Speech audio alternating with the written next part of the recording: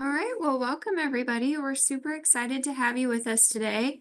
My name is Ellie Burns. I am the Senior Director of Nonprofit Relations here at the Community Foundation, and really excited to welcome you to our Getting Ready for Giving Tuesday session. We've got a couple of different partners in the community, nonprofit partners who were willing and excited to share how they think about Giving Tuesday. And so just excited to share that with you, and maybe there's little nuggets or pieces that you can take away and implement in your own shop because it's just right around the corner.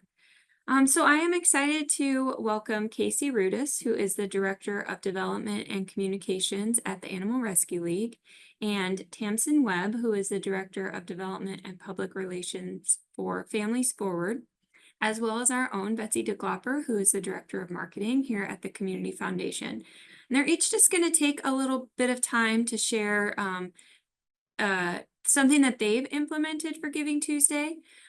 This is very informal, so feel free to hop in and ask questions if you've got any as we're going. You can also put them in the chat. I'll sort of be monitoring the chat, and I'm happy to ask them on your behalf.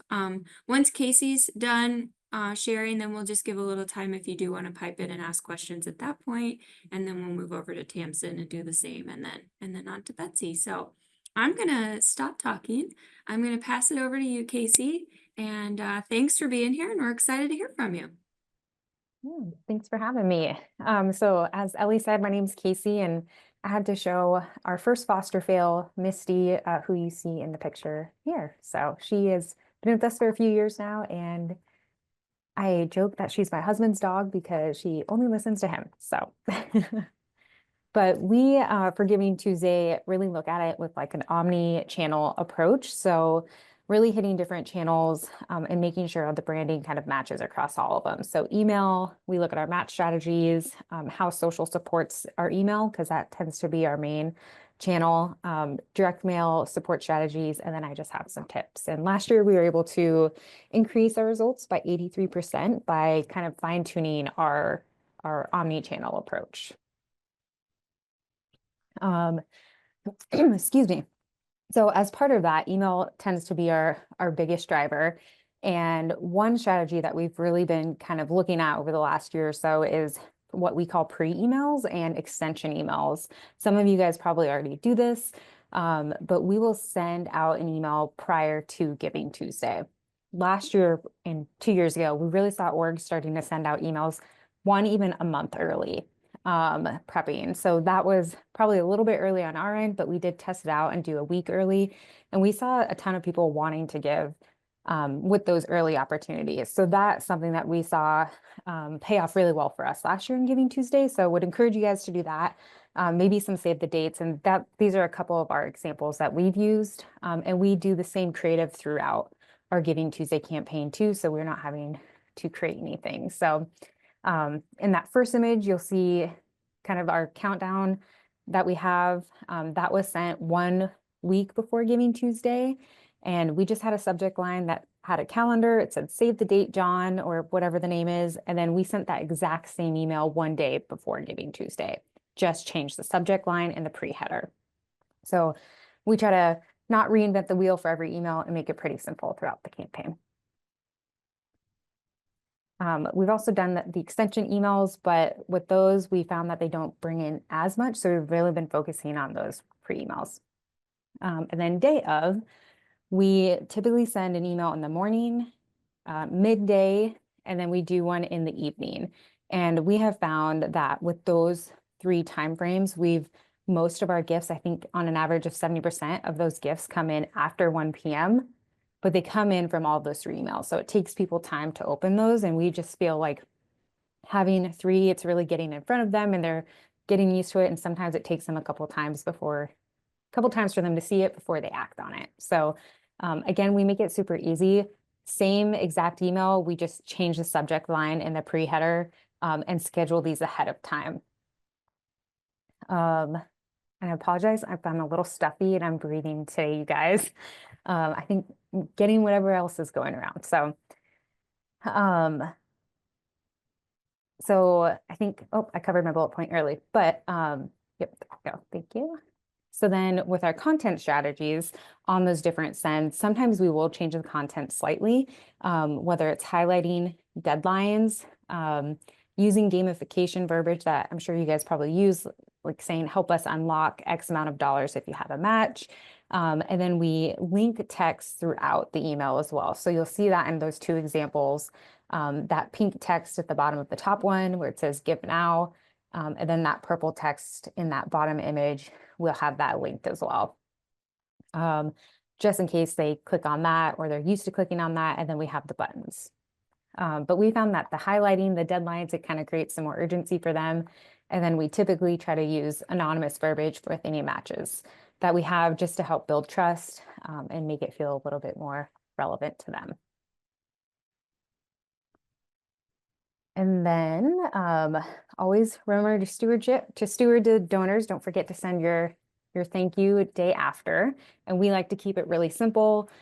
We typically don't announce any particular amount. We just want to make sure that we can schedule this ahead of time and we get it out in a timely fashion. So we really try to keep things simple for everyone so they only have one or two things to focus on.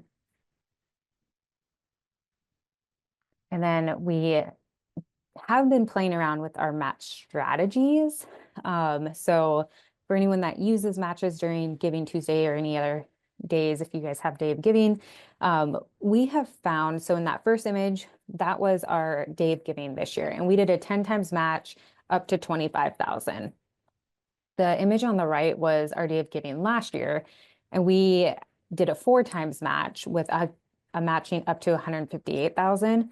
We saw that this year's gift, even though the total match amount was quite a bit less, it actually raised more because of that 10 times match. So I think people are really wanting to see their gift go further, and we're really seeing that reflected in the different multipliers that we're using for those matches. We still have a lot of testing that we want to do on that, and because we want to make sure that we're not overutilizing that 10 times match all the time. We want to give people a variety so that way it still holds its impact. But that was just something that we saw this year is really impactful for our Day of Giving. And we usually try to keep it simple. We've done some matches where it's like your first 3 gifts if you become a monthly sustainer are matched, and so I think sometimes that just complicates it a little bit. All of our social media posts tend to support our emails. So last year we trimmed down the number of social posts we did. But we typically try to mimic the send time. So if we have a email that goes out in the morning, we'll typically have a social post that matches that as well. We always include a link to donate directly to our website, even though some people will tell you to stay within Facebook. That's something we're going to explore more, but we still send people to our website and then typically include our Venmo on here as another way to giving people the options on how they prefer. And then we always include a donation button with our social posts too. So they can give on Facebook, they can give to our website, or they can go to Venmo, whatever channel that they prefer. And then we've also been playing around on social too, is doing a video, sometimes mixed in with photos, but sorry, Ellie, I just had to pop in. And then something new, this is not Giving Tuesday related, but I thought it was worthwhile sharing with you guys. This year with our Day of Giving that we did, we supported it with a direct mail piece, which was something new that we tried. Similar verbiage, but we actually had a different match in direct mail than what we did digitally. And that was really the only difference, but very similar. And it did really well. So it was kind of a bigger package for us of what our normal direct mail would be. But it did really well for our direct mail. I think it raised almost 20,000 more than what our direct mail piece at this time of the year did last year. So whether it was that Giving Tuesday, and this one was only a 2 times match. So I think it was, the Day of Giving just as a bundle, people seeing it in several different places really helped it perform. So just throwing it out there as maybe an idea for next year for anyone for Giving Tuesday or their Day of Giving. And for some other strategies, we did do texting last year for Day of Giving. I'm sorry, Giving Tuesday. I keep mixing them up. And it did okay for us. We didn't necessarily lose money on it, but it didn't perform as well as we had hoped. So I think it's a new channel for us and a new channel for our donors that they're still maybe getting used to. So we have a lot of fine tuning in that area to do. Others I know are seeing really great results on texting, but we just haven't fine tuned it quite yet. So, but we encourage you guys to try new things. And if it doesn't work, there's always next year too. So we did do a press release last year, which didn't really get to cover a lot of media on it, but I think it's just good to get it out there. You never know who's going to pick it up and who doesn't. So it's always a helpful tool. And then simple branding strategies that we do is if we have a campaign theme, sometimes we'll swap out our donation bank photos or swap out our poster graphics, some just little things that we can do around our facility or at our events that kind of bring out that branding of that campaign. So that's what you'll see on this Vote Cat, Vote Dog that we're doing this year as one of our campaigns. So, but in other years, we've swapped out either Day of Giving graphics or Giving Tuesday graphics to help support that campaign and bring out that branding. And then asking your volunteers, sponsors, or participants just to share. It can be super simple. Hey, we're going to have Giving Tuesday. As a friend of our organization, would you guys help share our Facebook post that we're going to make? Something as simple as that can go a long way and reach a new audience, and can be low work on your end. And then just a couple tips, I guess, and reminders is just keep it simple. 1 or 2 clicks make giving really easy. You can think about including maybe a sustainer ask in your ask. So we'll ask for a one-time gift or whatever that looks like, but sometimes at the bottom we'll just say PS if you want to become a monthly sustainer and help us, support us throughout the year. Giving them the option, we get a handful every time. Sometimes it's not a lot, but just giving people the option and spreading the word about that program too. And then highlighting the urgency and deadlines. So saying that they only have a few hours left to give, we feel drives that urgency to give. So.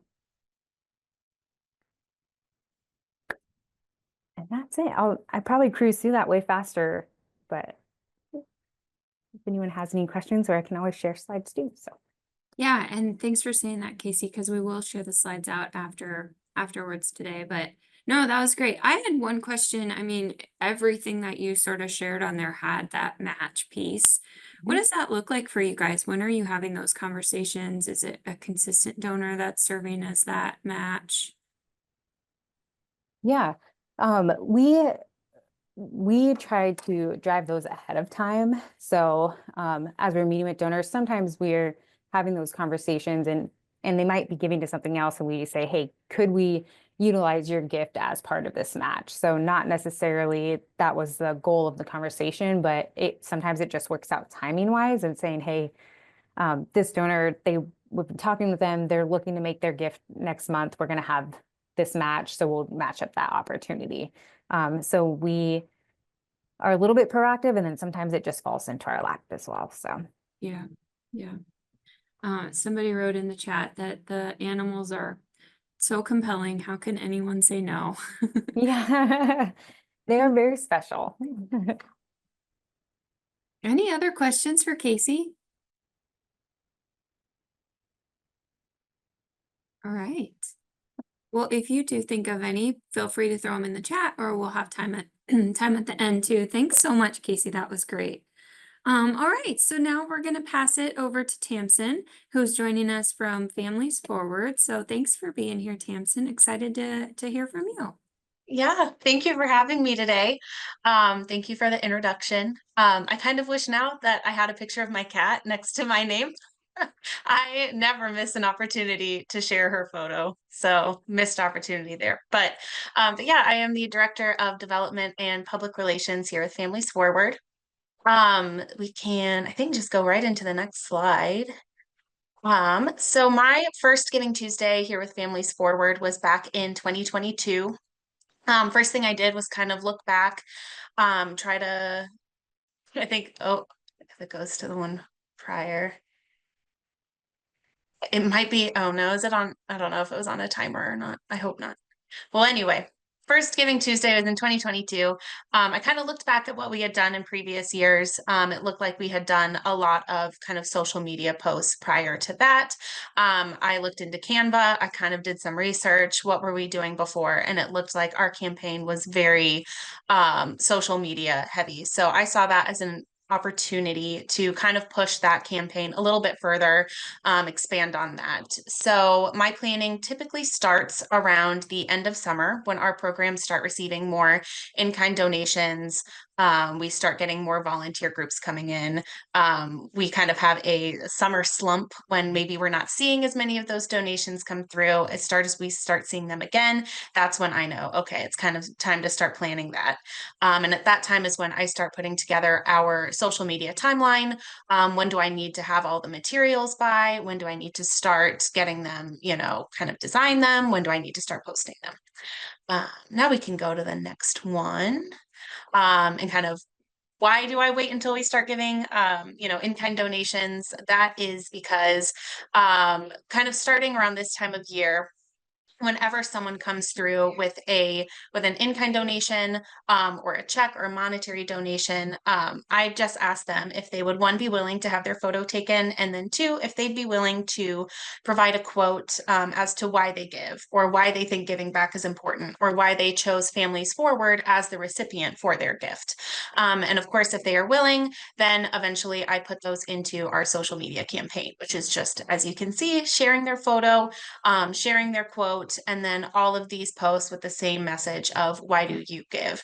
Really encouraging the people who follow us on social media to either, write a comment, share why they give as well, and then also just as a reminder or an encouragement to donate to our organization.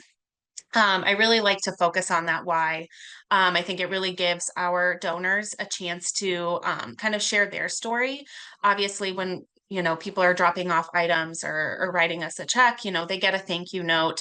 We might thank them on social media or in a newsletter, or we always thank them in our annual report, but this is really giving them the chance to speak for themselves and, kind of as almost like an unsung hero. We really love to hear why it is that they're doing this. For example, there's a donor at our shelter program that brings muffins every single week for the kids, which, kind of in turn serves as their breakfast, maybe for a couple days that they can bring to school. So, we see them every week, but not everybody else might know that, that's an option. They can do something as simple as just dropping off muffins, and that will make an impact. So really like to highlight those donors. And then in the body of the text on these posts, again, just encouraging people to, to donate, link to our website. And this all starts for us kind of in that week leading up to Giving Tuesday. So I think last year we did 5 days prior. So, day 1 of our lead up to Giving Tuesday, day 2, day 3, day 4, day 5. And since Families Forward, we are comprised of 4 unique programs that help people in Iowa. We really like to focus on different donors for each program. So for example, in that photo, that was Iowa State Bank. They dropped off a check to our pantry program, but another donor might be dropping that off to our shelter program. Somebody else might be doing something for the CDC or Child Development Center, dropping off toys for Christmas or something. So we really like to make sure that we're highlighting every single one of our programs, just so people know that there are so many ways to give back, especially if it's something that they're really passionate about. We have some donors that are really passionate about our Child Development Center, but they might not know that we also have a family shelter. So really making sure that we're highlighting everything that we do. We can go to the next one. So looking at some of our results, and I know these aren't major donation goals that we have coming in. So in 2022, I looked back and it looks like on that day we made a little over 2,000. In 2023, that number raised to 4,800. So that is, that's a significant jump, but we're not looking at, a big fundraising day. So that just tells me that there's always room to grow, to keep looking for new ideas, to keep pushing it a little bit further. I will say in 2022, we were still operating as 2 separate partnered organizations. So at that time, we were Bidwell Riverside Center and we were Hawthorne Hill.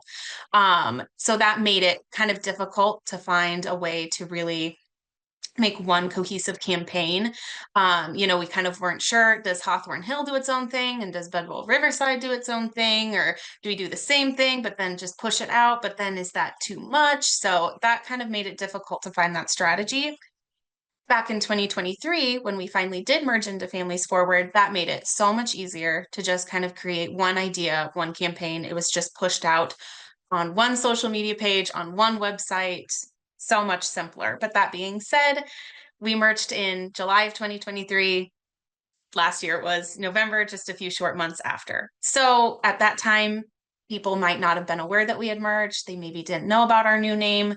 So hopefully this year, now that we've, you know, kind of settled into our branding, we kind of have, you know, one cohesive look throughout all of our marketing material. Now that people know that we've merged, they know what our programs are.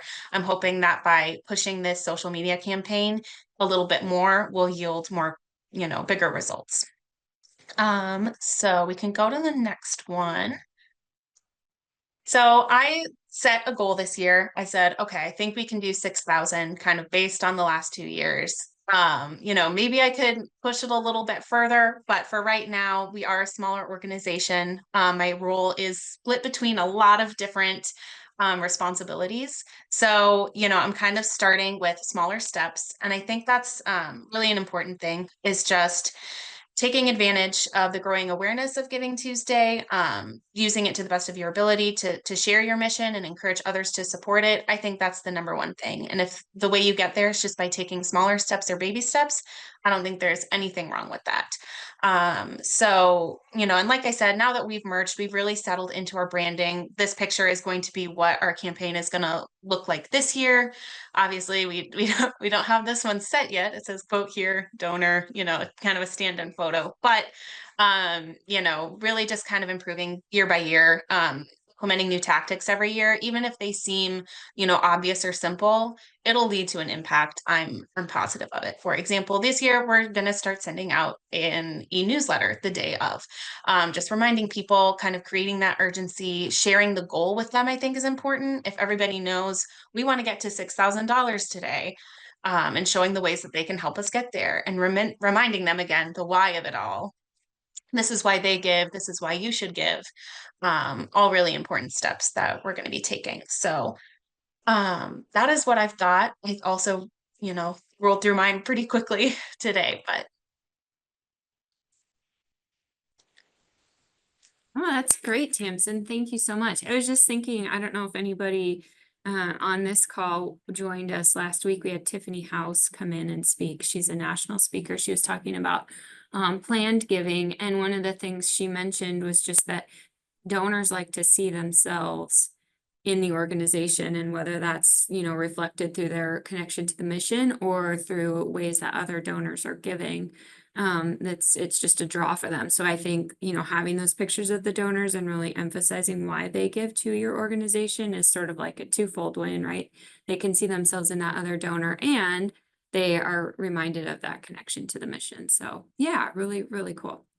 Thanks so much, Tamsin. Anybody have any questions or comments for Tamsin? I see wheels spinning, ideas happening. Well, we'll go ahead and pass it off to Betsy to share for a minute. And then if you do think of any, we'll have some time here at the end. So take it away, Betsy. Great. Thank you, Ellie. I'm Betsy DeGlopper. I'm the Director of Marketing here at the Community Foundation. And I have to apologize because I don't have any pets at all. So I really sincerely apologize. I think, you know, that's something I'm going to have to fix very soon. So anyway, yeah, at the Community Foundation, you know, we do a Giving Tuesday campaign. It's a little bit different than probably a lot of what your organizations are doing because we're not really looking for donations for ourselves. We're looking for donations for you guys, right?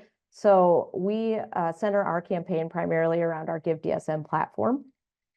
We do a lot of the same things that Casey shared. We do emails kind of leading up both to nonprofits to list their campaigns and to our donors just to know like this is coming. We do a lot of social media posts. We do some paid ads in Axios or maybe the Business Record. We'll run some posts on maybe some paid posts on social media. And that campaign features some of our donors interacting with the causes that they care about most. And so this will be the third year that we're doing that campaign.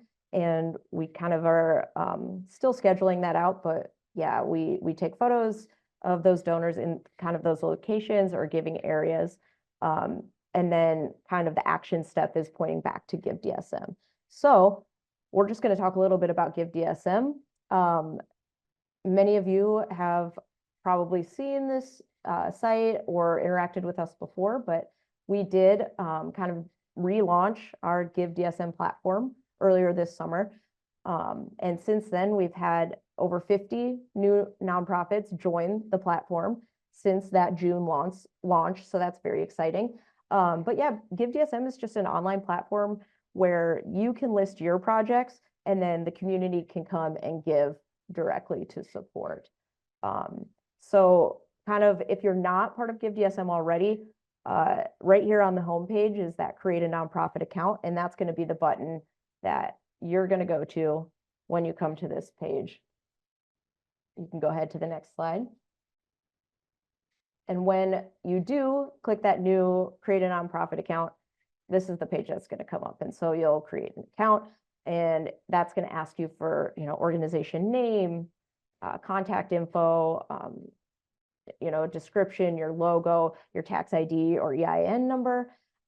When that goes through, that will come to us. We look through, make sure everything's good to go. Once we approve, then you'll get an email back saying you're approved, and you'll be able to kind of set up your account that way, which then, you can go ahead to the next slide. Once you're able to log in, this is something that I just want to make sure everybody sees where this is located on the website. After you're able to log in, there is a drop down in the upper right there, Give DSM.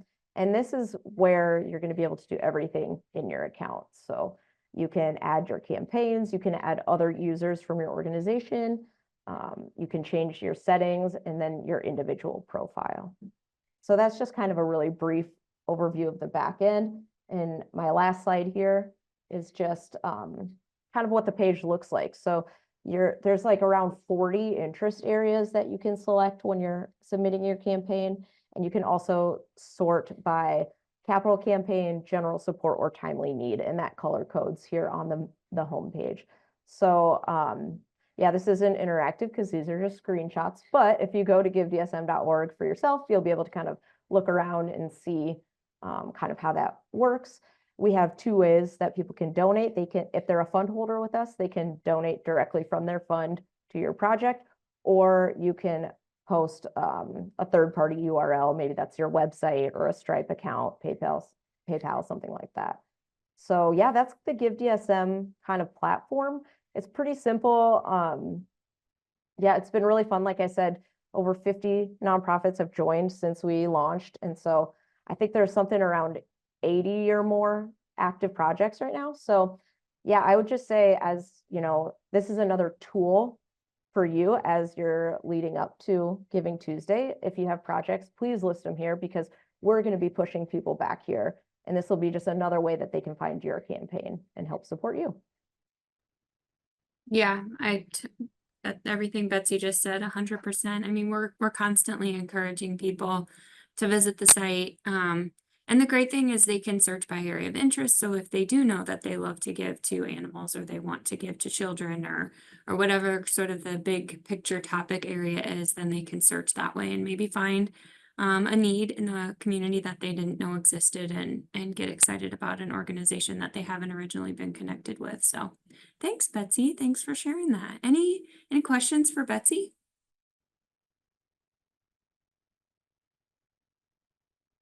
All right.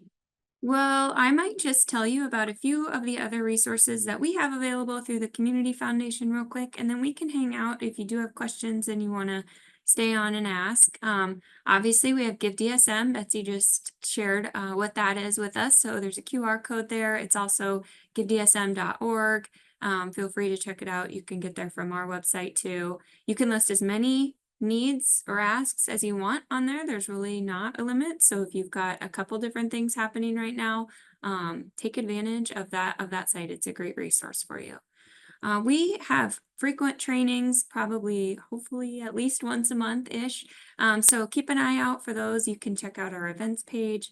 If you're not signed up for our newsletter, it's a monthly newsletter. It shares all the upcoming trainings that we have, any grant opportunities that are either available through us or maybe through our partners in the community. So keep an eye out for just different things that we're hosting. We'll do a board training in November. And we're working on thinking about 2025 and the different opportunities for that. So just keep an eye out. And then finally, just wanted to mention that the C3 Center does have rental space available. So if that's something that you're interested in, it's a great opportunity if you want to have a board meeting, maybe in a new location or offsite, or you want to do almost a retreat of some sort.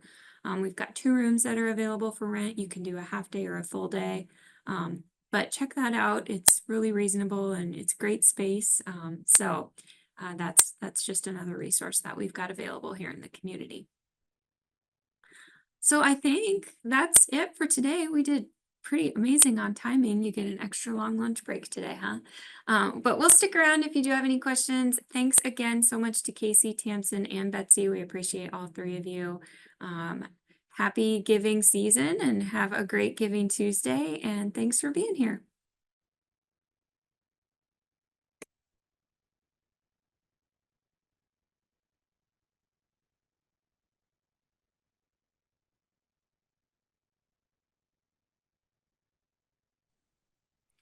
I had a question. Yeah, shoot, Brett. When do you start the Giving Tuesday campaign? Start advertising for it? Like ours or anyone? Anyone, really. Yeah, because ours will, like I said, we'll do emails kind of leading up to the day, but then we will run ours kind of starting maybe like on Giving Tuesday or the day. I think we do it the whole week, so maybe the day before of running those kind of paid ads. Last year we maybe even started it a little bit before that. I would have to go back and check the dates, but right around like that week, we'll kind of like run those paid ads and both in the Axios Daily and then like on social. But again, we have those emails going out to our audiences kind of leading up to it as a reminder. When do you start sending those out, those reminders? We'll probably, let's see, we'll probably include the first kind of nudge to our nonprofit audience will be in our newsletter. So probably November newsletter. And then about 2 weeks before, we'll do like a, hey, just as a reminder, get your projects listed. We're going to be promoting about this. And then probably it might be about 2 weeks or 1 week ahead of time is when we'll send it to our fund holders of like, hey, this is coming up. You can explore Give DSM. And something else we're kind of working on with this new platform is doing some more targeted emails where like, hey, you've given to this category before. Here's other projects listed in that category that you might be interested in. That's something we're going to be able to do more. That might be more of a year-end thing than Giving Tuesday this year, just because the site's still new, but I think that's something we'll incorporate going forward. Okay. Casey, I know you directly talked about Timeline. Do you want to share what you guys do? Yeah, last year we did our first what we call pre-email 1 week before Giving Tuesday, and then we did one the day before, and as early opportunities to give. And this year we've just seen people really respond to those early opportunities more so than those extension emails. Whether people are just more timely this year, I don't know what the change is, but that's something we'll keep exploring. But we've seen a lot of national organizations do it like a month ahead of time, which we thought was crazy last year.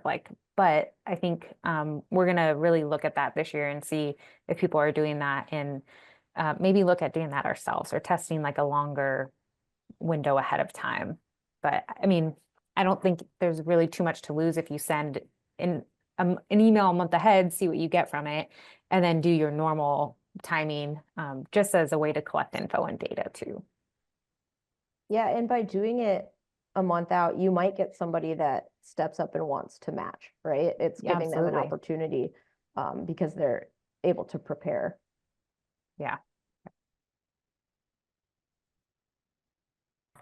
Anything you'd add, Tamsin? Yeah, I mean, for ours, because it's such a, social media heavy campaign, we start doing it like 5 days before. And we just kind of call it the lead up to Giving Tuesday. So day 1, 2, 3, 4, 5, and then day of, we have kind of one big, post on social media. This year we'll be sending out an e-newsletter the day of, kind of saving it for that time, but making sure people are aware of it or prepared for it a few days prior. Yeah, and one thing I want to add to that is, remember the timing of Giving Tuesday. It's right after Thanksgiving, Black Friday, Cyber Monday. So people are getting like so much, so many ads, so many emails. So doing it a little bit earlier doesn't hurt to kind of maybe, just remind people like, hey, this is an important day to, and be thinking about that as you're making your holiday plans, because if it's too close to those holidays, it's really easy for that to get lost. Yeah. Great question, Brett.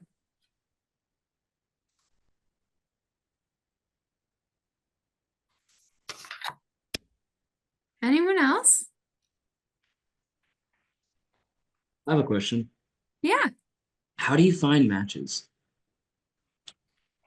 Yeah, ours, we've kind of have a history with some donors that really like matches. They really see the value in it. So, but it took some time to build that up and to find them out. And I think it's just, asking them, maybe some of your donors that you know really well is, hey, we are really trying to raise more funds this year. We want to try this new strategy. We're wondering if you might come along with us and to help us do that.